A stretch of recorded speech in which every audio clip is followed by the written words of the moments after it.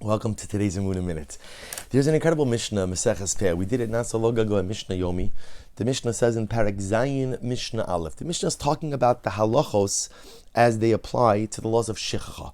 Shichacha means if you go ahead and you leave something behind in the field, you have to leave it for the poor. So you're harvesting your wheat, you forget a stalk, you leave it behind. Your bundle, again, there are different names for different types of gifts to the poor.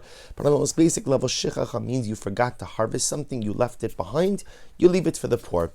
So the Mishnah actually describes that this concept could even apply with trees. You forgot to harvest a particular tree, so you would leave the fruit of that tree or a section of the tree, you leave it for the poor.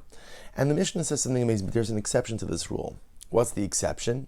If you have a tree that has an identity, if it has a distinct identity, then it can't become shichacha. If it has a distinct identity, then we assume the owner can't, quote-unquote, forget about it. And therefore, it always remains the property of the owner, even if he, quote-unquote, forgot to harvest it. Its identity makes it unforgettable, too significant to become shichacha, to become forgotten produce and become the property of the poor. And the Mishnah says, so what makes a tree so significant? What makes a tree so important? And the Mishnah says there are three things. Bishmo, b'ma'asav, u'b'mekomo. Shmo, it has a name. It has a name.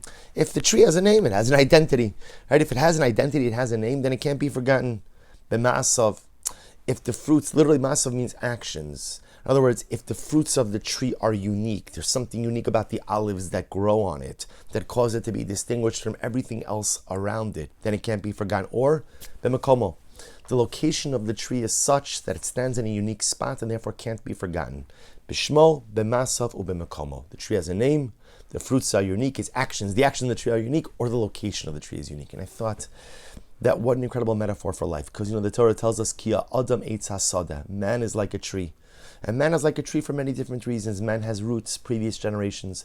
Man has branches, his offspring. He has fruits, that which he produces, his dynamic activities. But the truth is, the same things that make a tree distinct are the same things that make us distinct as well. Bishmo. What's the identity we are creating for ourselves? Some people like to say, I don't care what other people think. You have to care what other people think for one simple reason. Each of us is an ambassador of the Ribbon Shalom. We are an ambassador of God.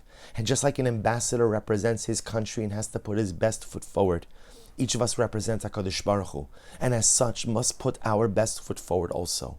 What's the name we have?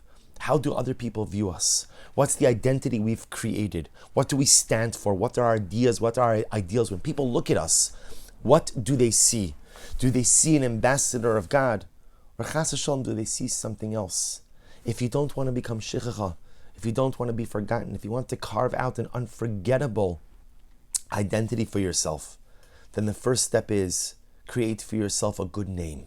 As Shlomo HaMelech writes, Tov Shemi Shanan Tov. A good name is better than good oil. Number two, Ma'asav. It's wonderful to have a good name, and it's wonderful to have a good identity. But what also matters is, what do you do? Day in, day out, what are my actions? How do I live my life? What am I doing? How am I contributing? How am I making a difference? It's easy to talk the talk.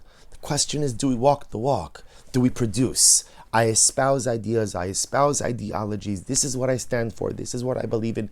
That's beautiful. That's a great first step. Now what do? B'ma'asav. I have to ask myself, what are my actions? What is the totality of my dynamic life activity? When I look at a day of my life, what have I done? What have I accomplished? How have I grown? Ma'asav. If you don't want to become shichacha, if you don't want to be forgotten, if you want to go ahead and carve out for yourself an unforgettable identity, your actions matter. And lastly, Makomo, your place.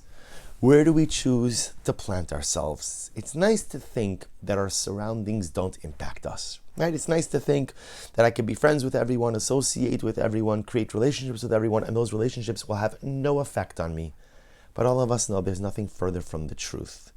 Where you plant yourself, your surroundings, the people you're around, the individuals with whom you connect, all of those things have a dramatic impact on who we are. The makom, the place where we plant ourselves, impacts our identity.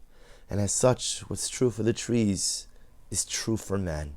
A tree becomes unforgettable. A tree cultivates an identity if it has a name, if it has actions, and if it has a place. And the same is true for us. May we be Zochem Yirtzeh Hashem to carve out a proper name for ourselves. May we be privileged to engage in the proper dynamic life activities, and may we find the strength to plant ourselves in the places that are most conducive to personalistic growth. Wishing everyone a wonderful day.